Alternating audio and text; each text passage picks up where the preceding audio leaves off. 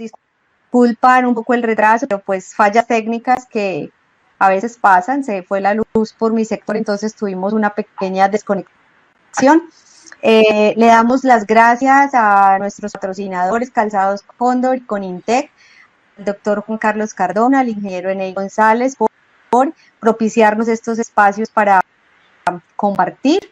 Esta es la primera conferencia de 3 que tendremos este año de forma virtual, así que los invitamos a estar muy pendientes de nuestras redes sociales. La próxima será el 7 de julio con el... Mi nombre es Cecilia Schwartz Baruch, soy de Argentina y soy especialista en medicina del estrés y en neuropsicología y en recursos humanos, especialidad que hice en España hace ya muchos años. Ni más ni menos, esta red complejísima de canales que viajan de un lado al otro, vías que conectan, redes neurales que conectan partes del cerebro de un lado al otro. Nosotros podemos ver en la piedina que tenemos una neuronita, como en esa neurona, que se le ve el axón y las dendritas, está completo de canales, de fibras que van interactuando entre ellas y que hacen que nuestro cerebro sea un procesador de datos increíblemente potente, porque desde allí van a salir la mayoría de nuestras conductas. Este es un dibujo que pareciera bonito, pero que en realidad nos está dando el sostén de esto, que es de lo que vamos a hablar ahora, que es el estrés. ¿Y qué es el estrés? Bien, ahí estaba. Cuando hablamos de estrés, hablamos de una reacción normal del organismo que nos permite afrontar todo aquello que es nuevo, desconocido, potencialmente peligroso para nuestra integridad física o emocional, y que activa una serie de mecanismos cerebrales, fundamentalmente el sistema simpático, que nos permiten reaccionar de forma instantánea, autónoma, sistémica. Todo nuestro cuerpo se pone en funcionamiento, inconsciente y, sobre todo, que debe agotarse en poco tiempo, porque si no, vamos a ver lo que se genera después. Si se fijan en esta definición, cuando hablamos de estrés, estamos hablando de una situación que es necesaria, no solamente normal, sino que es necesaria para cualquier organismo vivo para poder adaptarse a las condiciones cambiantes del entorno en el que vive. Si uno no se va modificando y va adaptándose a ese entorno, obviamente nuestra integridad, como dice bien acá, física o emocional, se pone en peligro. Ahora bien, en esta definición hay algo que tenemos que evaluar, porque estamos hablando de algún desafío que puede ser muy estimulante o puede ser alguna situación que percibimos desde nuestros propios recursos cognitivos, a veces distorsionados por nuestras creencias, que esa situación puede ser peligrosa, con lo cual la respuesta a esa situación, que es instantánea, no media la conciencia, no media la voluntad, que funciona, como les dije, desde el sistema nervioso autónomo, puntualmente el simpático, que se activa para secretar una serie de hormonas, involucra todo nuestro cuerpo, es una reacción que se desencadena inmediatamente. Funciona, como les dije, desde el sistema nervioso autónomo, puntualmente el simpático, que se activa para secretar una serie de hormonas, involucra todo nuestro cuerpo. Es una reacción que se desencadena inmediatamente. Como les digo, debe agotarse en poco tiempo, ya sea efectiva o no. El estrés, que habitualmente uno lo considera algo malo, si empezamos a evaluar lo que es el estrés de la especie, ¿a qué nos estamos refiriendo con esto?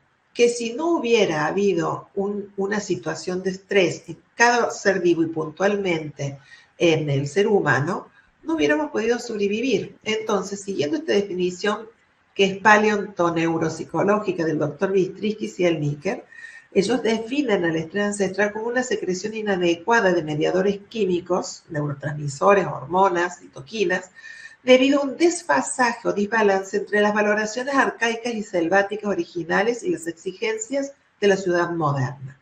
¿A qué se debe esta definición? Nosotros tenemos un cerebro igual al que se originó por los grandes cambios en el Homo sapiens allá hace muchos miles de años.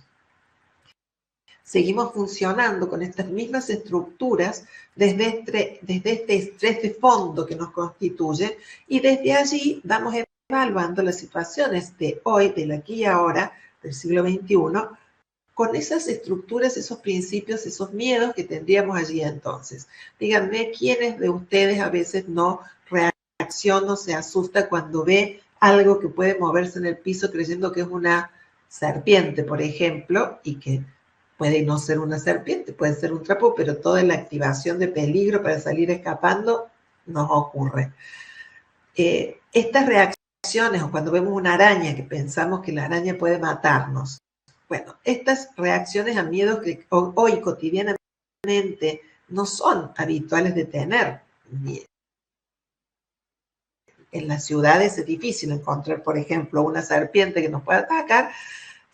Son miedos ancestrales, son miedos que pertenecen a este estrés de fondo. Pero si nos ponemos a pensar un poquito más cómo es la vida actual, vamos a ver que nuestra situación actual no cambia mucho de la que era allí y entonces la de nuestros antepasados. Seguimos teniendo una estructura fóbica heredada, seguimos saliendo a la calle a trabajar para poder conseguir el sustento que nos permita sobrevivir, y así como allí entonces ellos salían de la selva a luchar con animales de grandes fauces y con muchos peligros para poder llevar su alimento a su manada, a su familia en la cueva. Hoy nosotros salimos a una ciudad en donde corremos riesgos de que nos asalten, en donde estamos atemorizados porque podamos perder por alguna situación X si no nos comportamos como es esperable nuestro trabajo. ¿Y qué es lo que pasa? Nuestro depredador hoy no es exactamente el animal de grandes fauces, es puntualmente nuestro jefe, el presidente que tenemos de turno, que puede cambiar las normas de un minuto a otro y hacer que lo que para nosotros era común ya no lo sea más. Estamos trabajando para poder subsistir, para conseguir dinero que necesitamos para comer y para poder sobrevivir, igual que lo hacía allí entonces el Homo sapiens. De ahí que decimos que las crisis de ansiedad, la ansiedad generalizada, los ataques de pánico, la depresión, es moneda corriente en este mundo en el que vivimos hoy. Si nos ponemos a ver entonces que el estrés es algo que necesitamos porque con este sistema monitoreamos las exigencias externas e internas y intentamos desde ahí poder sobrevivir, hay un paradigma clínico fisiológico que explica cómo este estrés funciona en el organismo. Y ese es el modelo o el sistema psiconeuroinmunoendocrinológico que nos dice exactamente qué es lo que pasa en nuestro organismo cuando estamos ante una situación desafiante. Para que a ustedes les quede claro, porque sé que es un término que quizás no habían escuchado antes, la psiconeuroinmunoendocrinología estudia la interacción mente-cuerpo y las consecuencias que en esta interacción las situaciones externas e internas tienen sobre nuestra salud. Este sistema nos permite entender cómo el organismo responde a estos estímulos y cómo se producen interacciones en estas redes biopsicosociales que muchas veces son complejas y que nos llevan a una integración de estos sistemas psiconeuroinmunoendocrinológicos. En este dibujo vamos a poder ver cómo muchas veces tenemos un estímulo, por ejemplo, esa lagartija, que nuestra mente, nuestra parte más primitiva, interpreta, por ejemplo, como peligrosa. Ante esta situación, ¿qué hacemos? Intentamos huir, escaparnos. Eso es lo que hace nuestra cabeza, nuestra parte del lóbulo frontal, tal como ustedes ven en el dibujito, la parte anterior del cerebro. Esta parte, este estrés agudo, una situación puntual del momento, activa mi parte neuro que le dice, el hipotálamo, que recuerda que esto es peligroso, le dice a mis glándulas suprarrenales, al hipotálamo y del hipotálamo a mis glándulas suprarrenales que secreten noradrenalina para poder salir corriendo, por ejemplo, si es lo que yo necesito. Ahí mi parte neuro activó mi parte endocrino, que es la que secreta hormonas. Y si en realidad esta situación acaba pronto, se restablece el equilibrio y mi sistema inmune permanece bien con una situación antiinflamatoria. Ahora bien, si el estrés se prolonga, si pasa el tiempo y no puedo resolver esta situación que creo que me angustia, empiezan a alterarse mis funciones cognitivas y emocionales, empieza a haber un proceso de interpretación de la realidad disfuncional, vivo atemorizado por ello, presa del miedo, y esto comienza a generar que este sistema simpático y esta adrenalina esté en permanente secreción, en permanente activación, con lo cual mi sistema inmunológico empieza a decaer. Y al decaer mi sistema inmunológico, porque siente que hay un desequilibrio dentro mío, comienzo a tener distintos problemas que, como vamos a ver, son la base de las enfermedades relacionadas al estrés. Dicho de otro modo, entonces, este sistema que monitorea lo que va ocurriendo dentro y fuera de nosotros nos permite sostener lo que nosotros llamamos homeostasis. ¿Qué es la homeostasis? La homeostasis es un proceso que resulta del equilibrio de poder adaptarme adecuadamente a las situaciones que van ocurriendo en el entorno de la forma más favorable. Es decir, mi estado de equilibrio dinámico, porque equilibrio no quiere decir que quede estático, porque siguen ocurriendo cosas, pero este estado fisiológico de equilibrio, de armonía interior, se llama homeostasis, que permite que yo tenga este sistema equilibrado dentro de mí, lo que llamamos alostasis. La alostasis es un proceso de funciones corporales que van cambiando en respuesta a las demandas o a los desafíos internos, a través de la cual se secretan estos neuroquímicos que estábamos hablando recién, y desde esta secreción de neuroquímicos permitir que nuestro cuerpo haga frente a las distintas situaciones que se van dando en nuestra vida. En este gráfico, y esto es lo que yo les quería mostrar, es muy importante, ustedes pueden ver en la línea horizontal el eje de las abscisas en donde hay un tiempo y va habiendo una serie de puntas y valles en donde cada una de estas puntas responden a lo que sería una situación de estrés agudo. Ante una situación determinada de estrés agudo, yo respondo de una determinada forma y después que cesa la situación peligrosa, yo vuelvo a un estado, entre comillas, de equilibrio. Pero cuando vuelvo, nunca vuelvo al nivel basal de donde partí. Hay ya un poquito de gasto. Si esa situación de estrés permanece en el tiempo, mi posibilidad de respuesta sigue siendo alta, pero ya con un poco más de gasto de esa energía y con más dificultad de poderme recuperar por ese gasto. Si así continúa la situación, una tras otra, se me fue. Si continúa esta situación de estrés sostenido, llego a un momento en donde mis capacidades, mis posibilidades de responder adecuadamente esa situación se va agotando. Es lo que llamamos la fase de agotamiento del estrés, en donde ya es muy difícil que mis propios sistemas biológicos se recuperen en tiempo y forma para poder seguir respondiendo a esa situación estresora. A esto es lo que le llamamos carga alostática. Con lo cual, la carga alostática es ni más ni menos la consecuencia de esta sobreactivación crónica de nuestros sistemas de defensa o la inactividad de estos sistemas fisiológicos para poder adaptarme a esa situación, y es el precio que pagamos de este mecanismo alostático de poder justamente adaptarme a las situaciones que van viniendo.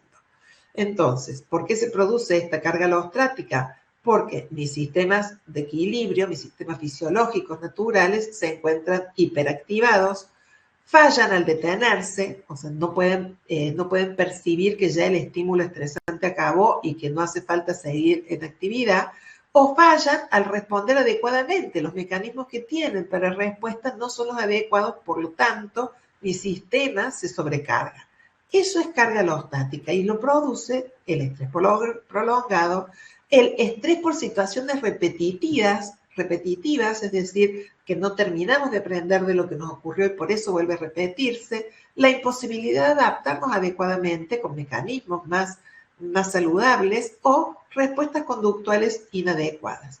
Y así es que tenemos este dibujo que vemos aquí, en donde este hombrecito termina cargando a todos los que tienen a su alrededor en sus hombros. Y son estos dolores que a veces sentimos en nuestra espalda, en el cuello, que decimos ya no damos más y nos movemos, intentamos ver de ir a alguien que nos haga masajes porque sentimos literalmente que el peso del mundo lo estamos llevando sobre nosotros y la responsabilidad está sobre nuestro cuerpo. Cuando se produce esta situación de estrés prolongado, aumentan nuestras citoquinas inflamatorias y va generando lo que nosotros llamamos en psiconeuroinmunoendocrinología una neuroinmunoinflamación. ¿Qué es esto? Es una pérdida de la memoria inmune, con lo cual a ciertas cosas que tendríamos que adaptarnos ya no nos adaptamos más y vamos generando lo que llamamos una inflamación de bajo grado, una inmunodepresión, es decir, nuestros combustibles internos cerebrales, nuestros neurotransmisores, yo les llamo que la serotonina, la dopamina y la noradrenalina son como la nafta, el agua y el aceite en un coche, que son necesarios para que el coche funcione. Cuando estos líquidos, estos neurotransmisores en nuestro cerebro empiezan a caer en las cantidades que son necesarias para el funcionamiento, empezamos a tener también lo que llamamos una depresión psicológica. Pero es una depresión psicológica secundaria a una depresión biológica por inmunodepresión. ¿Qué enfermedades aparecen? Fíjense esta tabla que yo les estoy mostrando. ¿Qué aparece cuando tenemos estados inflamatorios crónicos? Desde, por supuesto, trastornos de ansiedad, de depresión y demás, hasta tumores, como el cáncer, las alergias de todo tipo, alimentarias, respiratorias, problemas cardiovasculares, infartos de miocardio, deterioro cognitivo, que mucha gente se queja de pérdida de memoria o de problemas para poder entender lo que está pasando, problemas digestivos, y todos estos nosotros les llamamos enfermedades o trastornos que están referidos o que son secundarios a nuestro estilo de vida actual, a lo que llamamos nuestro ambioma, el lugar en donde nosotros estamos. Estas enfermedades del estilo de vida se denominan así porque los factores de riesgo a las cuales están vinculadas son situaciones cotidianas de nuestro entorno, tanto las condiciones laborales, sucesos vitales que no podemos prever y que ocurren, agobio por falta de tiempo, porque estamos corriendo de un lado a otro y tenemos poco descanso, formas de escaparse de la realidad que nos agobia, como son las drogas, el alcohol o el tabaco, dietas inadecuadas, porque a veces no tenemos tiempo para podernos sentar a comer o preparar nuestra propia comida, y bueno, ni hablar rupturas familiares o pobres relaciones sociales. Este estrés, estas situaciones de nuestro entorno es lo que nosotros denominamos estrés psicosocial. ¿Y qué es?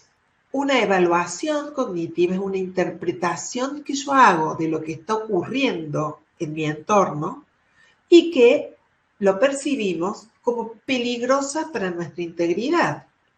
Incluso que esas situaciones puedan ser reales o imaginarias, nuestro cerebro las percibe como potencialmente peligrosas igual. ¿Y qué es lo que evalúa nuestro cerebro? Que no tenemos los recursos necesarios para poderlo afrontar. Díganme a quién no les ha sucedido esto alguna vez en sus vidas. Entonces, cuando esto nos ocurre, sentimos algunas situaciones cotidianas como amenazantes. ¿Amenazantes de qué? Amenazantes de nuestro estatus o estima social, amenazantes a nuestro respeto o aceptación dentro de un grupo en el que formamos parte, amenazantes para nuestra autoestima y nuestra autovaloración. Sentimos que son situaciones de las cuales no tenemos control. ¿Y qué lo causa? Lo causan eventos que pueden ser únicos, que pueden ocurrir en un momento y desaparecer, o problemas que pueden ser continuos, como por ejemplo la guerra que estamos viviendo en este momento, la discriminación, que es en nuestros países hay discriminación de múltiples formas, o sea, por la étnico-racial, por las religiones, por el género, o sea, hay discriminación por la salud mental en sí misma, hay violencia, hay pobreza, hay problemas familiares, y ni qué hablar si tenemos un familiar o alguien cercano con una enfermedad crónica que tenemos que cuidarlo. Estos son estresores sociales porque no están directamente involucradas en mi propio cuerpo, pero sí al mundo en el que vivo y que me rodea. Estos estresores también pueden ser agudos en este momento presente, es decir, un problema, por ejemplo, de salud repentino o una explosión como hubo acá en Córdoba en la fábrica militar de Río Tercero, en la época en que fue también los atentados de AMIA y de la Embajada de Israel, una explosión en donde toda la gente de ese pueblo, cuando explotó esa fábrica de armas, dejó marcado para siempre. Y estas situaciones que pueden ser agudas en un momento, un huracán, la erupción de un volcán, pueden generar a largo plazo lo que llamamos estresores agudos pasados, que es la base sobre la que se asienta el estrés postraumático, ya sea situaciones como esa o una situación de abuso infantil, de violencia, o los chicos ahora de Ucrania que están viviendo con el trauma de la guerra permanente. En el ámbito laboral también hay cosas que nos ponen en riesgo. Por ejemplo, el hecho de que algunos aspectos del diseño y la gestión del trabajo no estén bien diseñados o que estén diseñados para satisfacer las expectativas o necesidades de un pequeño grupo, las políticas sociales y las filosofías organizativas que muchas veces exigen a los empleados mucho más de lo que las capacidades de los mismos pueden dar, porque no tienen, por ejemplo, bien dibujados los perfiles laborales, las responsabilidades y los deberes que corresponden a cada puesto de trabajo, por ejemplo, y esto puede llegar a causar mucho daño en, la gente, en nuestros trabajadores, en nosotros mismos, como personas y como trabajadores, tanto psicológicos como físicos. Entonces, llegamos, saliéndonos ya del pequeño mundo de nuestra familia, de nuestro trabajo, de nuestra ciudad. ¿Qué otros estresores hemos encontrado en este momento en nuestra vida que realmente nos han afectado de forma significativa? No hace falta pensar mucho porque rápidamente nos damos cuenta que una de las cosas que ha cambiado nuestra vida ha sido, ni más ni menos, el COVID.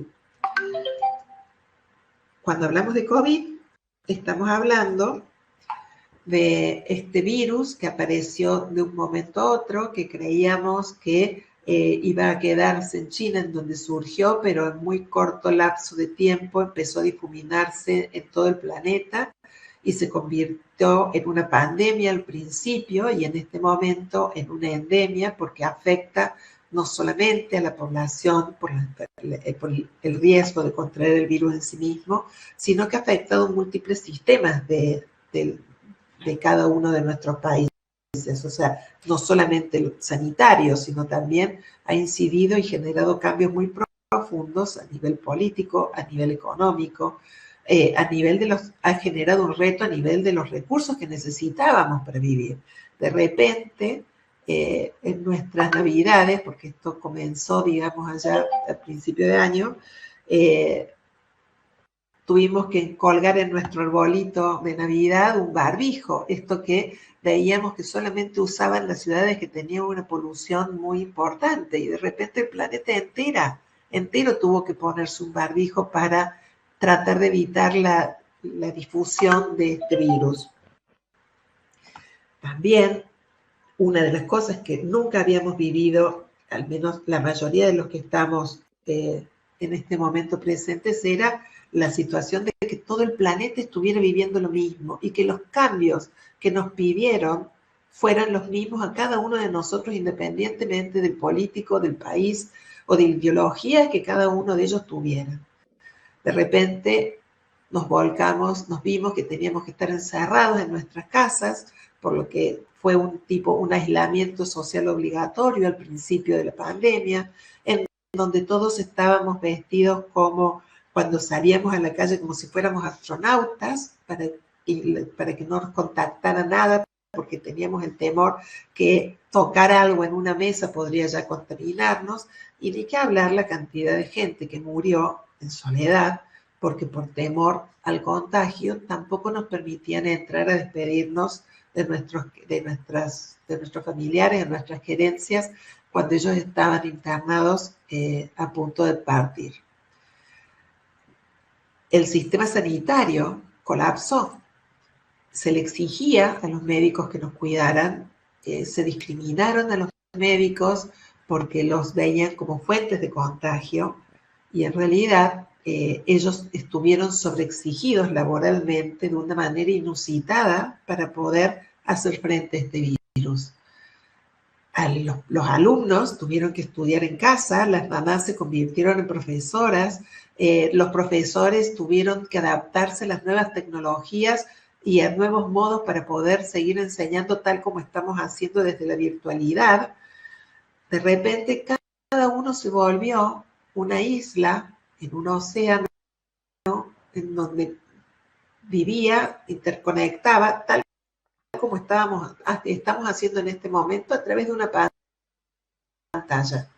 Yo ahora estoy viendo mi pantalla, yo creo y espero, porque me desconecté de mi contacto en Colombia, que me estén escuchando y me estén viendo bien, pero en realidad, si nos ponemos a ver el desafío de adaptarnos a estas nuevas tecnologías, el desafío de tener la luz, por ejemplo, como a Janet que se le cortó hace un rato, por eso se desconectó, o sea, elementos que no dependen de nosotros. El que yo tenga internet, que tenga luz en este momento, es algo que puede estar ocurriendo, pero en un instante, sin que yo lo prevea, porque organicé todo para que no sea así, puedo quedarme sin luz y esta conexión se acaba.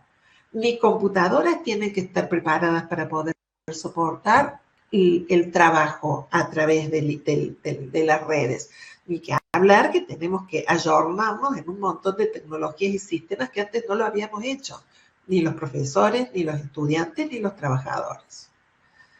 Y si vamos un poquito más, cuando creíamos que ya la pandemia podía estar un poco más bajo control, porque ya gran parte de la población se fue vacunando y porque ha habido campañas en donde nos han permitido revacunarnos. En este momento, por ejemplo, acá los profesionales de salud ya estamos teniendo cuarta dosis de la vacuna contra el COVID para enfrentar el invierno. Cuando todos creíamos que ya estaba más o menos estabilizándose y que podíamos volver a las calles y sacarnos los barbijos, nos enteramos, nos cae también de repente una guerra. Una guerra en donde nos es difícil de entender cuáles son las razones por las cuales un país invade, ataca a otro, cuáles son las razones que piensa un presidente por el cual ese otro país es una amenaza para él, pero lo concreto y claro que las víctimas de toda esta creencia de peligrosidad de un país desde el lado de Rusia afecta a un montón de personas inocentes que mueren diariamente, de cientos, y en donde la humanidad entera se ha movilizado para poder pedir que cese esta locura. ¿Y por qué pedir que cese esta locura? Porque la amenaza no acaba en que es Ucrania el país que está siendo bombardeado y que está sufriendo las consecuencias de esta guerra.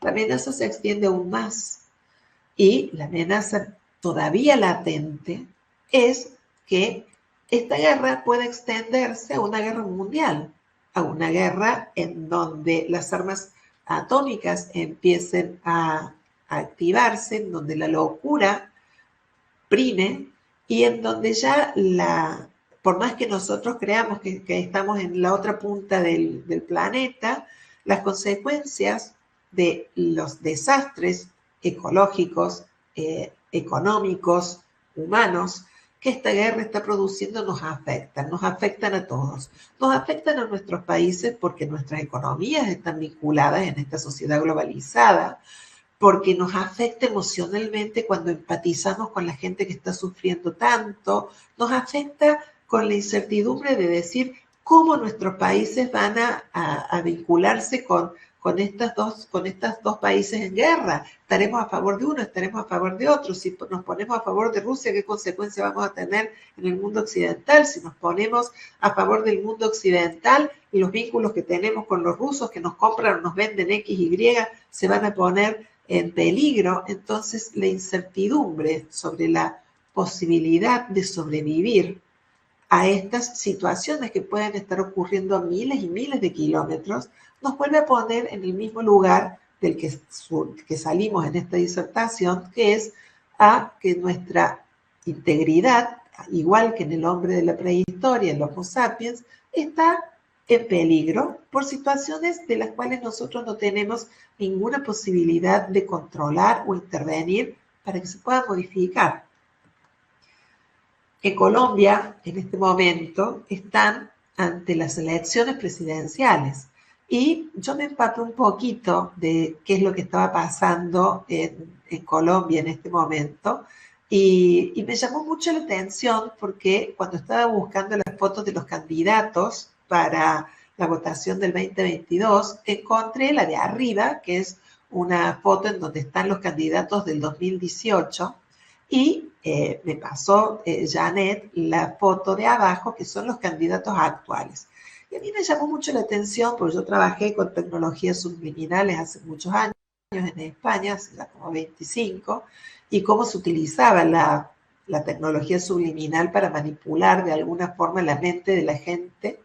Y me llamó la atención que uno de los candidatos que ustedes tienen actualmente, que está en el centro, está en el centro en ambas fotos de los candidatos presidenciales, tanto en la de arriba con una cara seria, en la de abajo ya con una sonrisa, como otro de los candidatos que es el economista que está al último en la primera línea, está con una sonrisa afable, amigable, y en la de abajo actualmente, que es uno, Fajardo puntualmente me estoy refiriendo, que es uno de los, de los contrincantes a los candidatos más populares, está en la foto de abajo con una cara seria, fíjense, o sea, tanto Fajardo, a ver si puedo ir con el cursor,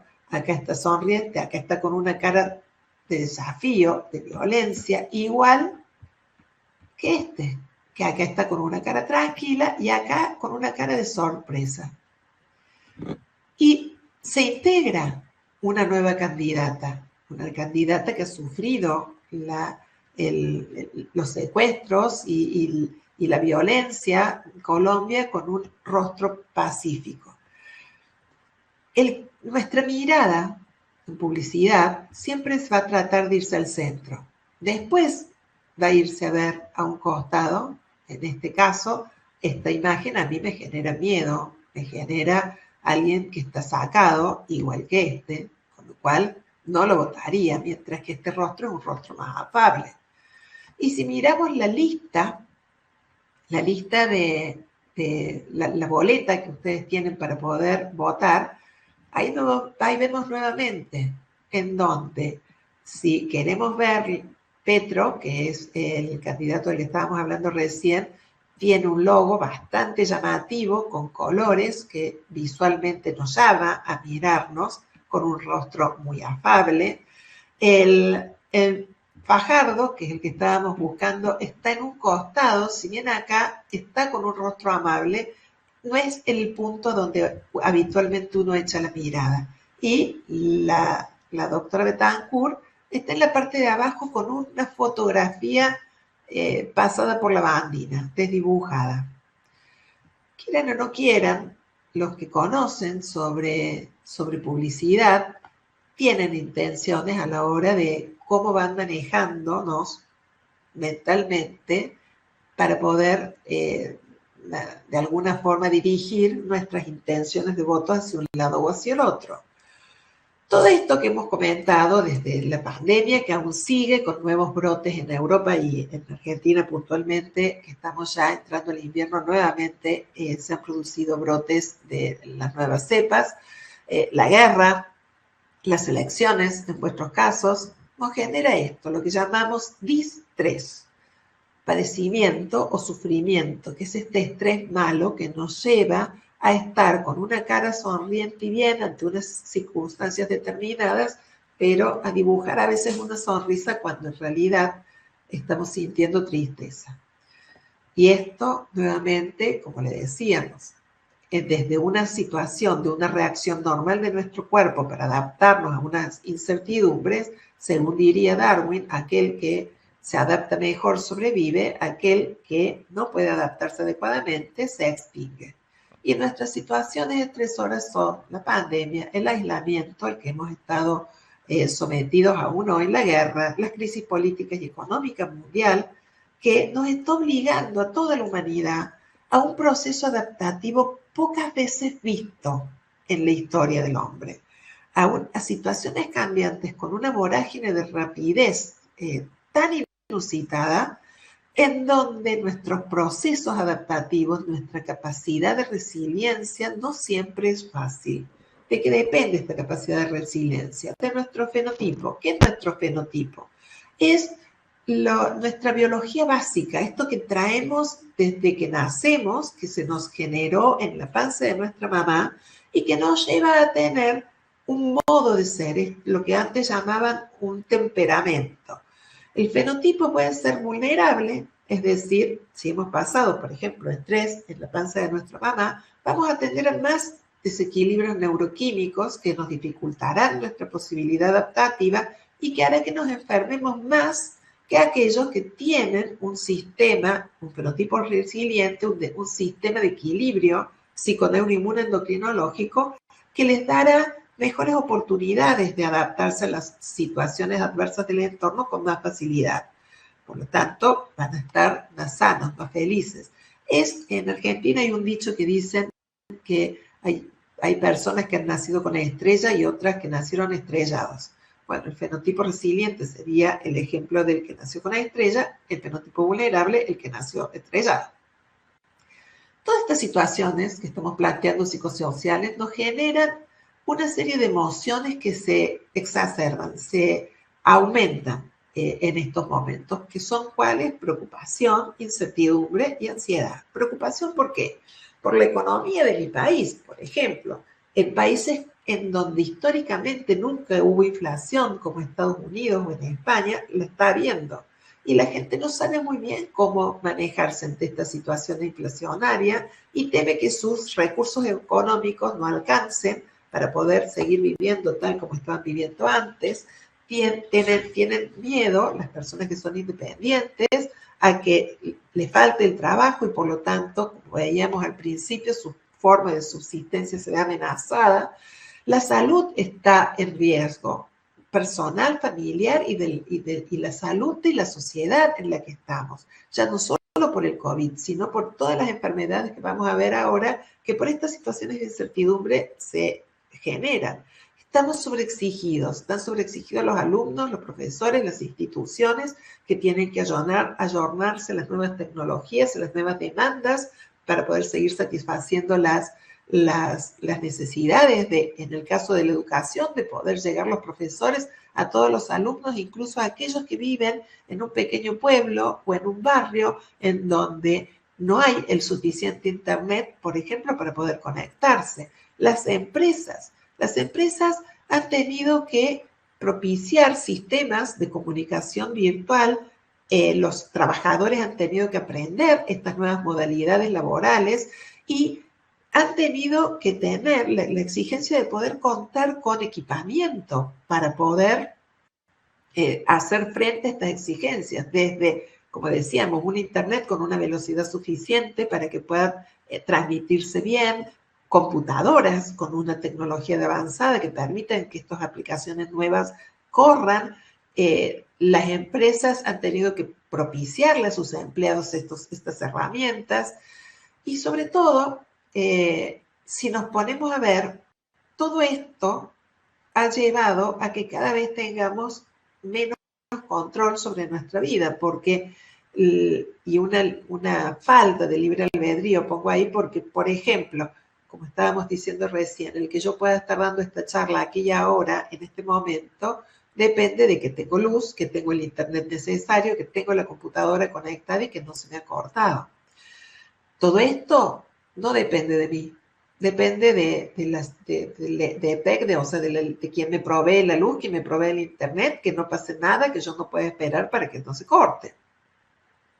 Hay incertidumbre entonces sobre cómo me puedo organizar, qué puedo hacer si no tengo claro qué va a pasar mañana porque me cambian desde el gobierno con una ley, de un decreto de urgencia, me cambian las condiciones en las que yo estaba, saqué un pasaje para ir a visitar a mi hijo y de repente cuando me estoy yendo me sale el día anterior una normativa que me dice que se cierran las fronteras y que no puedo irme a ningún lado, y yo que quería salir de mi país para ir a visitar a mi hijo me quedé presa acá. Los que están afuera, que se fueron a pasear, quieren volver a sus ciudades o a sus países de origen y no pueden porque se quedaron presos en el exterior. A ver, empiecen a pensar todas las situaciones que de un día a otro han ido cambiando y cómo cada uno de nosotros nos hemos tenido que enfrentar, atravesar y en muchas medidas superar para poder seguir vivos, para poder seguir teniendo una sobrevivencia más o menos digna. Obviamente, estos niveles de incertidumbre han exacerbado nuestra ansiedad. ¿La ansiedad qué es? Es esa anticipación del futuro, este futuro que yo, estas expectativas de futuro que yo tengo que al final no llegan, y como no llegan, empiezan a generarme cada vez más angustia. El futuro hoy es una incógnita. Entonces, al querer proyectarme, al querer poder proyectar mi vida, hago una inversión, me compro una casa con un crédito. Yo no sé si cuando me compre la casa, el auto con el crédito, voy a poder pagarlo porque cambió algo de acá a 3 meses. O en el caso mío, cuando yo vivía en España muchos años y cuando me vine a vivir a Argentina de nuevo para casarme y formar mi familia, me cogió el cambio de 5 presidentes en 3 meses, por ejemplo, que era una cosa que yo no lo podía ni pensar porque nunca había en mi historia de vida visto algo así. Pongo mi dinero en el banco y me lo coge el corralito, que eso fue una situación en la que yo no podía disponer de mi propio dinero porque el gobierno me lo incautó y no había ningún gobierno, ninguna reserva nacional que respondiera ante esto. Entonces, esas situaciones obviamente exacerban la ansiedad. Y por supuesto, la base emocional de la ansiedad es el miedo. Un miedo a que justamente nuestro peligro y nuestra integridad se ponga en juego. Ahora bien, acá vemos que cuando dice el miedo es protector, es paralizante y es desestabilizador. Por supuesto que nos desestabiliza, nos paraliza, pero con una finalidad que es naturalmente buena, que es protegernos ante esto que mi sistema psiconeurológico percibe como potencialmente peligroso. Entonces, ante algo que puede dañar mi integridad, me paralizo, me freno. Obviamente se genera un desequilibrio, una desestabilización en mi homeostasis interna. Y ahí empiezan a surgir, por supuesto, temores en relación a mi salud, a mis finanzas, a mi empleo, a la imposibilidad de autocontrolarme, de depender de otro para poder tomar las decisiones sobre mi propia vida y mi propia libertad.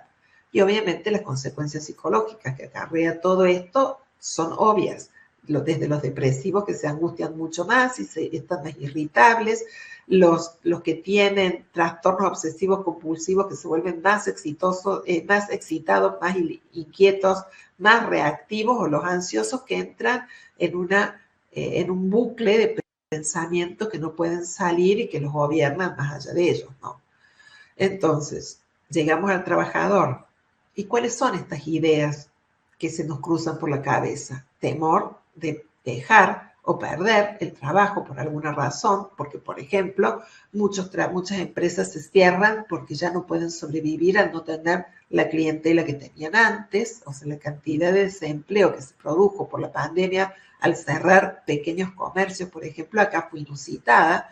Pensamientos negativos y recurrentes por la ansiedad, no puedo más, no doy más, no hay futuro acá, nos vayamos, la cantidad de migración de gente joven formada de Argentina a otros países porque cree que en este país no tienen futuro es algo que es alarmante y triste de ver para los papás, que nuestros hijos se nos van yendo y que yo puntualmente tengo mi hijo mayor que ya hace 3 años que está viviendo en el exterior y que me dicen, no pienso volver a Argentina nunca más, olvídate.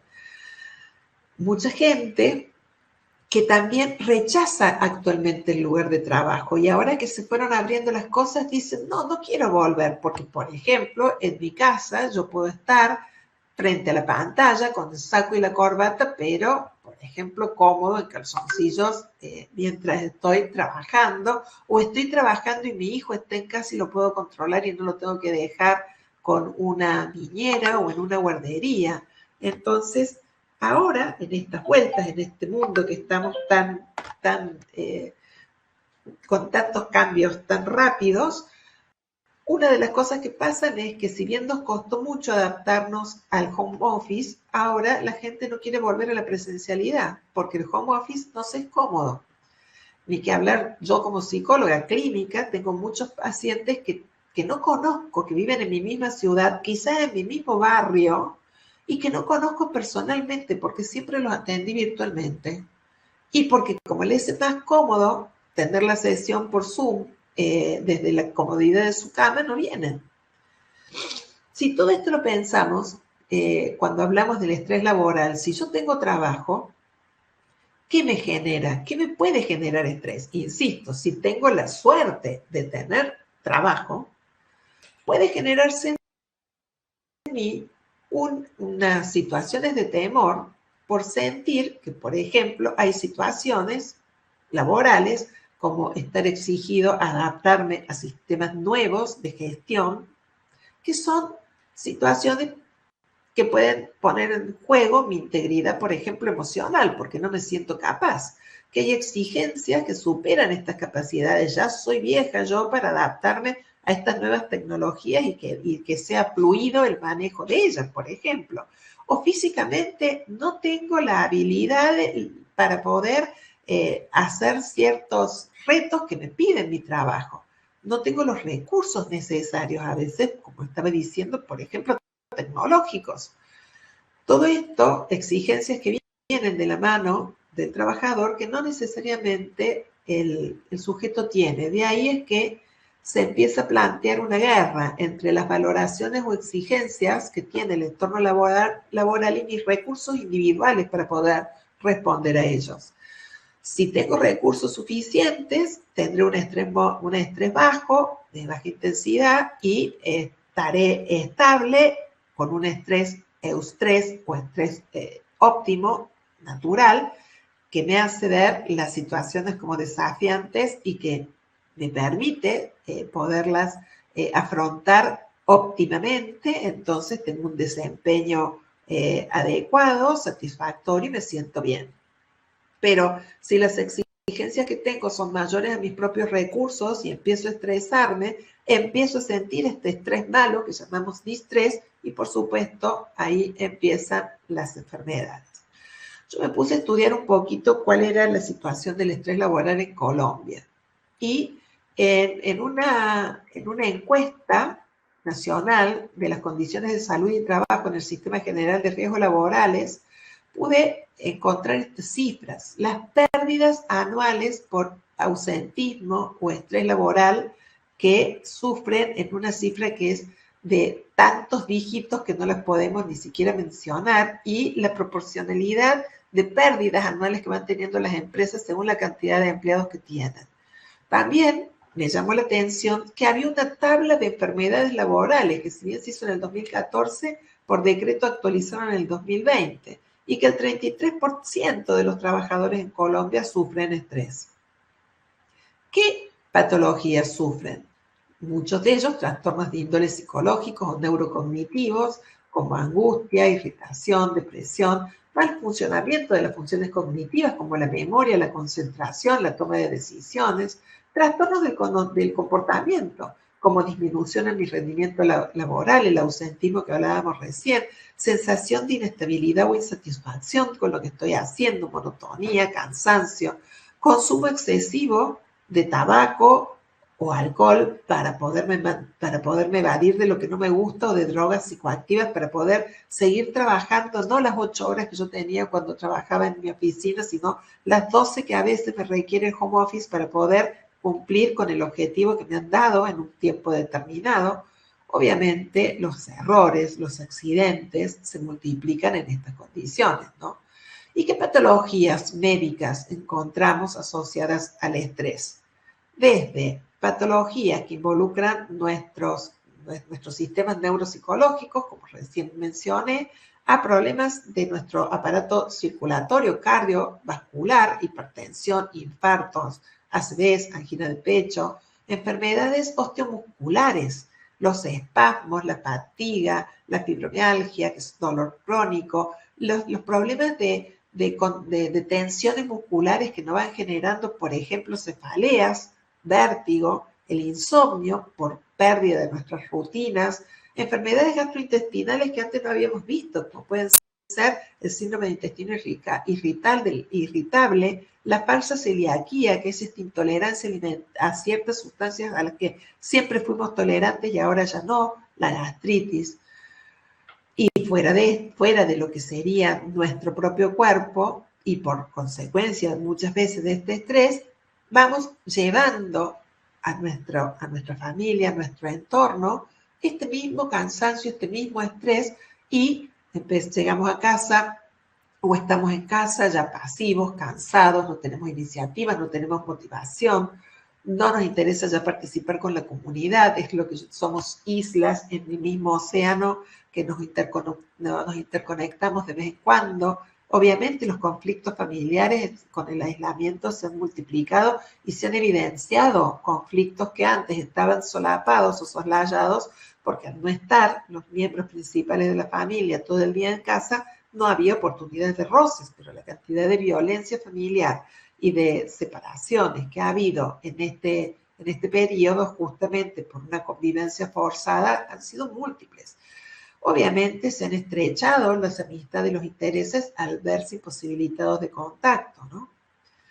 Bueno, toda esta situación bastante catastrófica que les estaba planteando nos lleva a que necesitamos herramientas para afrontar todas estas situaciones psicosociales que nos angustian. ¿Y cuál es esa herramienta? Es la posibilidad de poder crecer, la posibilidad de poder florecer aún en el desierto más yermo en donde pueda llegar a estar. Y eso es ni más ni menos que la resiliencia. La resiliencia es una respuesta adaptativa y estratégica de afrontamiento ante una situación que percibimos que puede llegar a ser peligrosa para nosotros, pero que al tener estas herramientas la podemos percibir de una manera menos amenazante, porque tenemos las formas de poderla afrontar más adaptativamente, más saludablemente para poder sobrevivir a ella. Entonces, ¿qué nos permite esta resiliencia? Afrontar la situación traumática, salir fortalecidos, reaccionar positivamente y construirnos a partir de nuestras propias fuerzas. Cuando hablamos de resiliencia, hablamos de la posibilidad de un aprendizaje que en base a esta situación adversa que yo pude enfrentar y las estrategias que tuve que poner en práctica para poderla enfrentar, me permite tener una posibilidad de responder ante una situación similar en el futuro mejor de la que tenía antes. Ahora bien, esta capacidad de resiliencia puede llegar a ser aprendida, puede llegar a ser fomentada y se desarrolla y se expresa en cualquier momento de nuestra vida. No es que en un momento vamos a tenerla y después ya no más. Es algo que va variando con el tiempo y a veces tenemos más posibilidades de respuestas adaptativas y otras veces, porque tenemos nuestro sistema neuroinmunoendocrino más deprimido, tenemos menos posibilidades de resiliencia. ¿Cuáles son las áreas que se involucran para poder ser resilientes de nuestra personalidad? Primero, la evaluación de cuáles son mis recursos internos, de qué es lo que yo tengo como fortalezas intrapsíquicas y habilidades interpersonales para poder responder a esa situación. Es decir, ¿qué soy yo? ¿Cómo esas habilidades las puedo poner en práctica? No solamente que las tenga, sino que las pueda también poner en práctica ante esta situación que me genera un desafío. Y obviamente tiene que estar en un cierto equilibrio desde mi confianza en mí misma, mi autoestima, la confianza en el entorno que me rodea. Tengo que poder tener cierta autonomía y competencia social que, si nos ponemos a ver, todos estos atributos no son ni más ni menos lo que actualmente se denomina inteligencia emocional. Y la buena noticia es que todo ser humano tiene la potencialidad de ser resiliente, porque aunque tenga un fenotipo vulnerable, como dije antes, la resiliencia se puede aprender. Esto nos permite responder a los desafíos a pesar del miedo, nos permite diferenciar una amenaza de un desafío nos lleva a crecer, nos genera una apetencia para poder generar nuevas maneras de comportarnos y de hacer. Una amenaza nos paraliza, nos exige flexibilidad cognitiva, es decir, poder tener la apertura de ver todas las variables que están en mi entorno interviniendo en esto y las distintas oportunidades de elección y de decisiones de acuerdo a esas variables que me están rodeando. Me permite desarrollar emociones positivas para poder seguir manteniendo una predisposición positiva. Y, por supuesto, para poder hacer esto, no solamente tengo que tener flexibilidad cognitiva, sino flexibilidad emocional, para poderme abrir a la colaboración, aceptar apoyo, capaz de poder unirme a otro, trabajar en equipo. Y sobre todo, a nivel de valores, el poder tener un sano egoísmo, que eso es poder cuidarme en lo que doy, pero para poder dar más, y un altruismo que es la entrega al prójimo sin vaciarme internamente. Si a todo esto, que es la resiliencia, sumamos actitudes cognitivas positivas, como por ejemplo sentir que tengo apoyo social o apoyo de mi entorno en lo que quiero emprender, que tengo optimismo y buen humor, que tolero la ambigüedad y la frustración un poco más de lo que haría en otro momento, que tengo una personalidad que puede resistir el estrés porque tiene herramientas para afrontarlo, soy competente y puedo tomar compromisos en relación a lo que sea mi desafío, tengo el control de lo que influye, de lo que acontece en mi alrededor y puedo intervenir en eso. Y si veo a las situaciones que están a mi alrededor como un reto, no como un obstáculo, todas estas actitudes cognitivas, por supuesto, me van a permitir ser más resilientes. Ni que hablar si practico algún tipo de terapia entre estrés, desde yoga, meditación, mindfulness o cualquier otro tipo de práctica que me permita mantener control sobre mí mismo. Otra de las cosas que es importante para mi bienestar es poder, por supuesto, hacer ejercicio físico, porque el ejercicio físico me permite reforzar mi pensamiento positivo y es ansiolítico, me permite tomar más fortaleza de mis neurotransmisores. Y acá hay un punto que por sobre todo yo lo puse, me están entrando mensajes que me dicen que en el chat están entrando preguntas. Gracias, doctora Claudia Jaramillo, por ponerse a disposición mía, si me está escuchando. Una de las cosas importantes para el bienestar mental es tomar un propósito que nos calme, nos motive y nos permita superarnos y trascender. ¿Y por qué lo puse en el centro de esta filmina?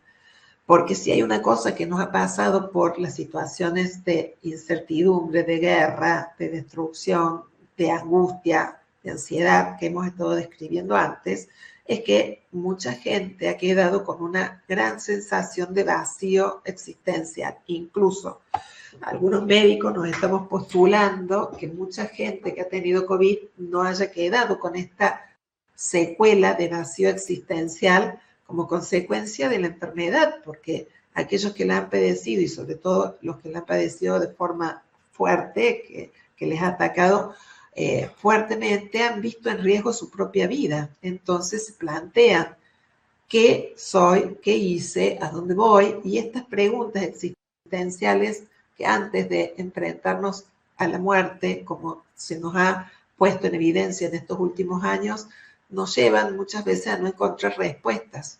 De ahí que mucha gente está desmotivada, sin propósitos, sin razón para la cual levantarse cada mañana.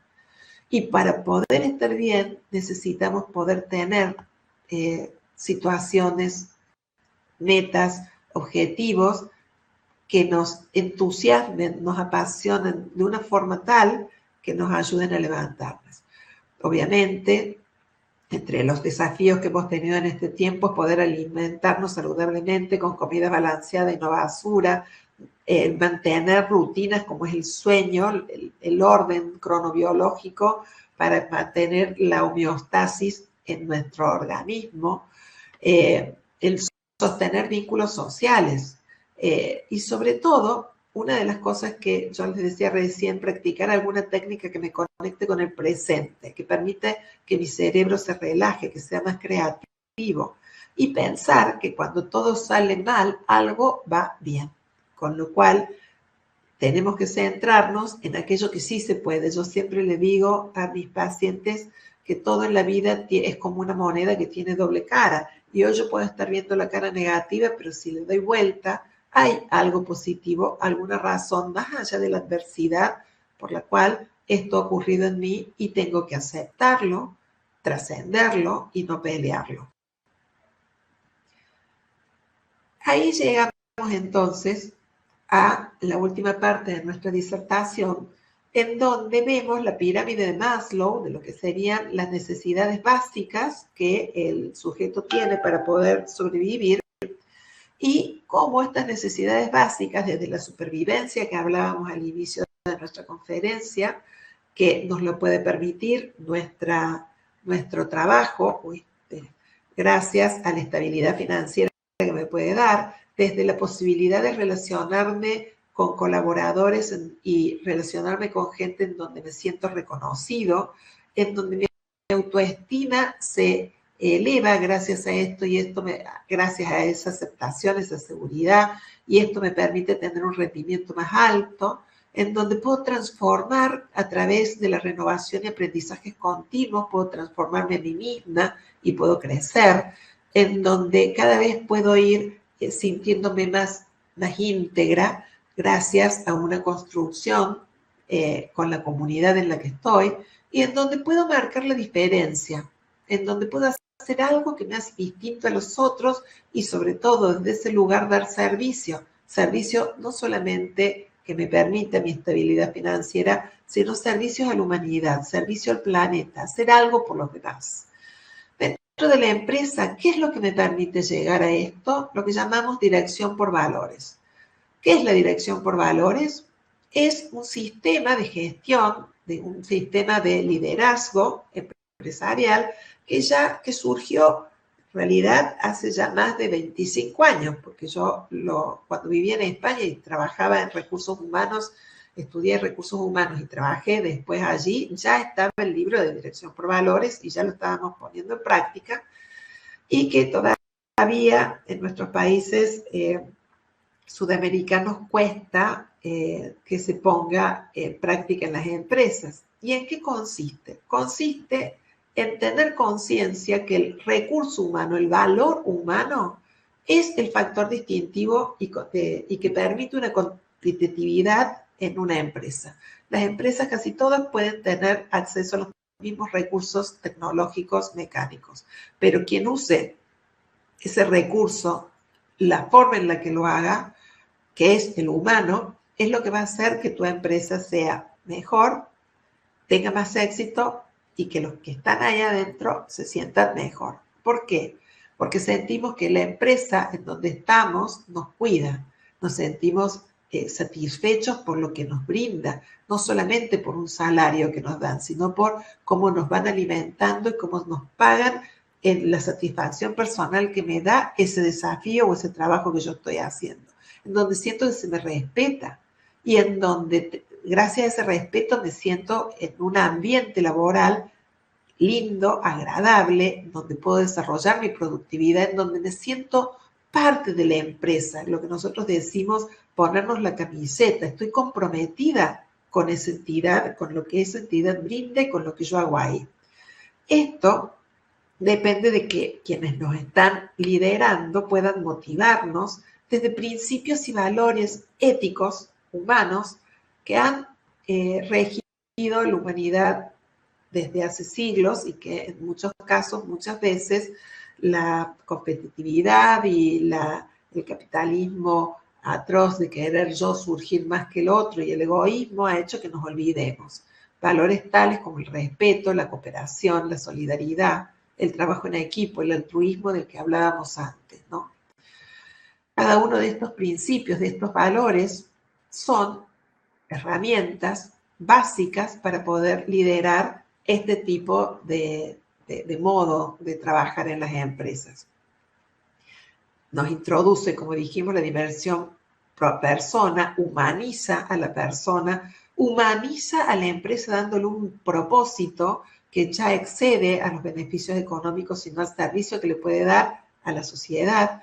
Y para poderlo hacer hay que rediseñar permanentemente la cultura de la empresa para generar compromisos colectivos, proyectos nuevos e ilusionantes, y para poder rediseñar esta cultura y estos modos de gestionar, que es lo mismo que decir adaptar la empresa a los distintos cambios que en la sociedad se va produciendo, es necesario esta flexibilidad cognitiva de la que hablábamos antes. Yo siempre dije que las empresas son como las personas, tienen una filosofía, tienen un modo de ser, un modo de estar, un modo de intervenir y de influir en la sociedad, y también tienen que ir adaptándose a los distintos cambios que se van dando en la humanidad para poder sobrevivir. Aquella empresa que no se rediseña, no se adapta, no cambia, no genera modos nuevos de estar, perece. Igual que el ser humano del que hablábamos ancestralmente.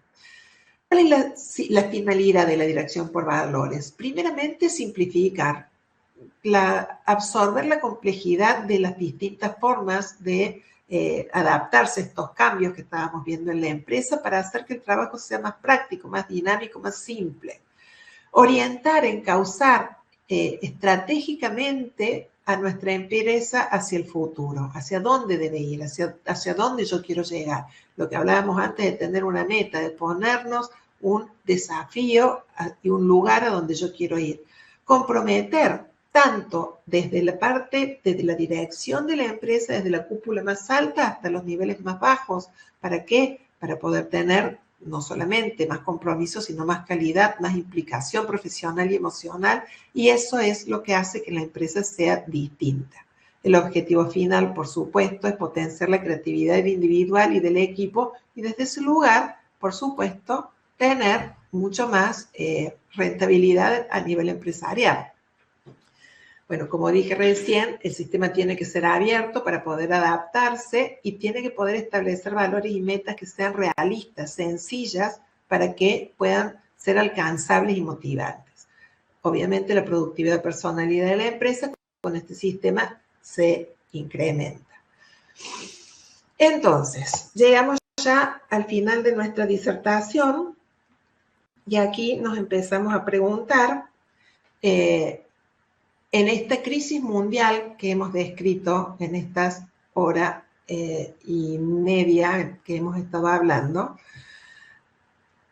¿qué es lo que nos da como oportunidad? ¿Para qué ha venido esta crisis mundial tan terrible a todos nosotros? Y si vemos la cara positiva de la moneda, podemos decir que nos ha permitido pensarnos de un modo colectivo y no individual, porque el único modo de poder salvarnos ha sido actuando colectivamente en pos de un mismo objetivo. Si yo me cuido con barbijo, te cuido a ti de que no te contagies. Cuidar, no solamente cuidarnos a nosotros mismos, sino cuidar a los que nos cuidan, porque nos hemos dado cuenta de la interdependencia que tenemos de uno a otro.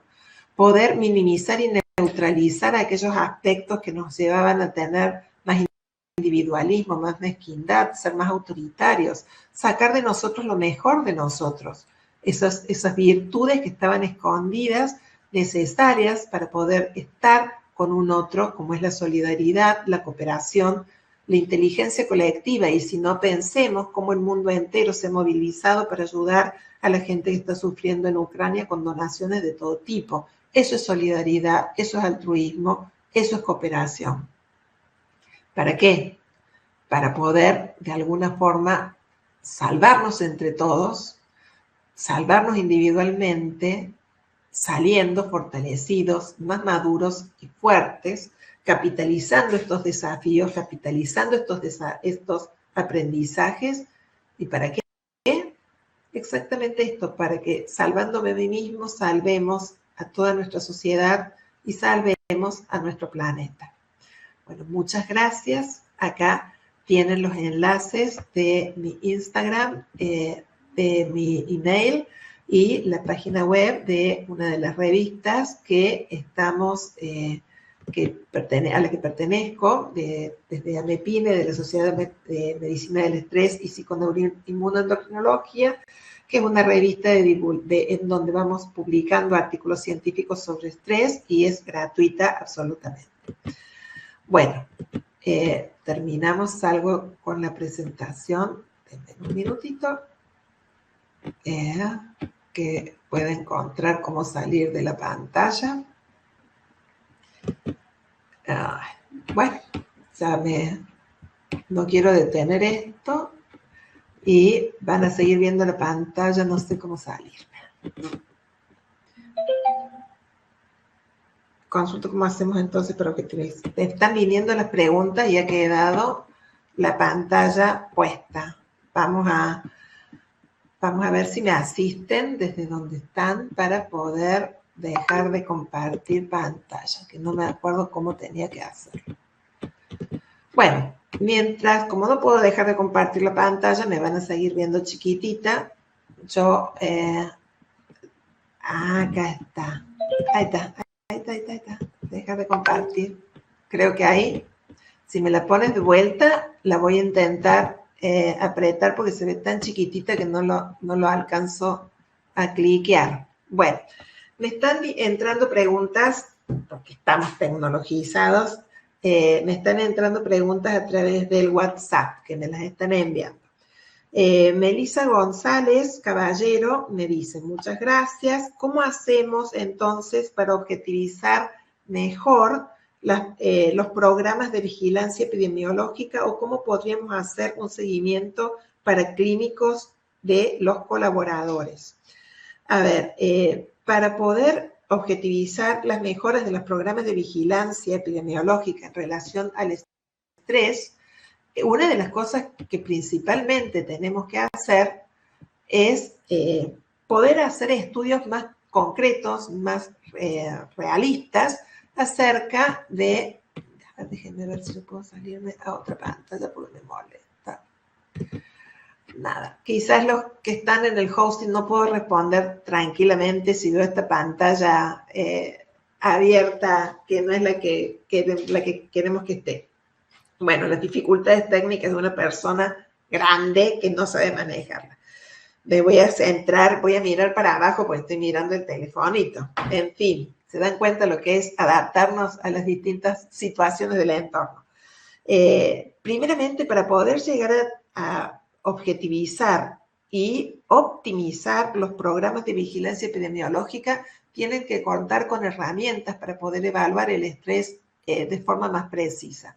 Nosotros contamos con una herramienta que es el Stress App, que es una aplicación para poder medir los niveles de ansiedad y de estrés de los trabajadores y desde este lugar ver qué enfermedades pueden estar vinculadas a ella y con esta batería, con esta aplicación podemos ir monitoreando no solamente la salud física, mental de ellos, sino que podemos ir viendo justamente si se empeoran o no, y desde esta valoración clínica podemos entonces tomar las herramientas necesarias de intervenciones clínicas, farmacológicas o lo que sean necesarias para poderlas minimizar. Me pregunta Carlos Mario Zuleta Zuluaga, ¿cómo se puede intervenir un trabajador que tiene contacto permanente con personas que manifiestan mucho sufrimiento? A ver, esa es una pregunta realmente difícil de poder decir, porque depende del fenotipo que estábamos hablando recién que tenga el sujeto en cuestión. Si es una persona muy empática, es factible que termine empapándose del sentimiento del dolor del otro, y al empaparse del dolor del otro le sea difícil de alguna forma salirse, objetivizarse y poderle ayudar de forma adecuada. ¡Ay, conseguí salir! Acá conseguí volver a la pantalla grande y salir de la pantalla de mi computadora. Bueno, se dan cuenta que hay que persistir en los desafíos, no dejarse voltear por la dificultad, y acá estaba, no podía, y al final vi una cosita en la pantalla que me lo permitió. Entonces le decía, alguien que está muy vinculado empáticamente al que sufre, tiene que poder tomar una distancia objetiva necesaria para poder hacer una intervención adecuada a este sujeto que sufre. Si yo vibro con tu tristeza y empiezo a fluctuar contigo, no te puedo ayudar. Una cosa es empatizar y otra cosa es poderte acompañar, sí, desde el poder comprenderte, pero acompañarte a salir de este pozo en el que estás. Entonces, es un desafío para el cuidador poder cuidar al que sufre, pero un desafío que les puedo asegurar por mi profesión, que soy psicóloga clínica, totalmente gratificante, porque cuando tú ves que puedes ayudar a tender la mano y sacar del pantano a alguien que está de alguna forma sufriendo, te da una satisfacción personal que no hay dinero que lo pague. Pues no sé si hay alguna otra pregunta más. Acá estoy esperando en la línea a que me cuenten si hay alguna pregunta más. La aplicación o batería Stress App es gratis. ¿Dónde la podemos descargar? No, la aplicación en sí misma, el Stress App, que es un método para poder evaluar el nivel de estrés y las enfermedades relacionadas al estrés, es una aplicación creador del doctor Pablo Cólica, que es el fundador de la Asociación de Medicina del Estrés y Psiconeuroinmunoendocrinología. No se puede descargar sin la autorización de él, pero actualmente en Medellín, el grupo de la doctora Julieta Henao y los alumnos de su universidad están autorizados y la están aplicando para poder hacer investigaciones epidemiológicas sobre estrés, y en realidad, si bien está abierta, no tiene mayor costo, obviamente tiene que ser autorizado por el autor Suso, y insisto, yo les dejé recién mi email, mi Instagram, pueden comunicarse conmigo y yo les pongo en contacto para acceder. En este momento se utiliza con fines clínicos y con fines de investigación científica. Entonces, para ese fin le puedo ayudar a que la puedan obtener. ¿Sí? ¿Alguna pregunta más?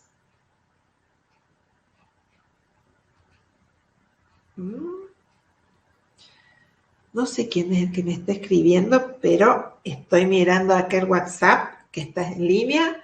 Dime si tienen alguna pregunta, alguna duda, o quieren de alguna forma para hablar conmigo mismo en la cámara. Bueno, espero que esta en sus expectativas, que sea un poquito más cabal, está afectando todo lo que nos influye, no solamente el trabajo, nuestras actividades, salir, pueden salir, que en la pantalla lo estoy viendo, sino que cualquier oportunidad de aprendizaje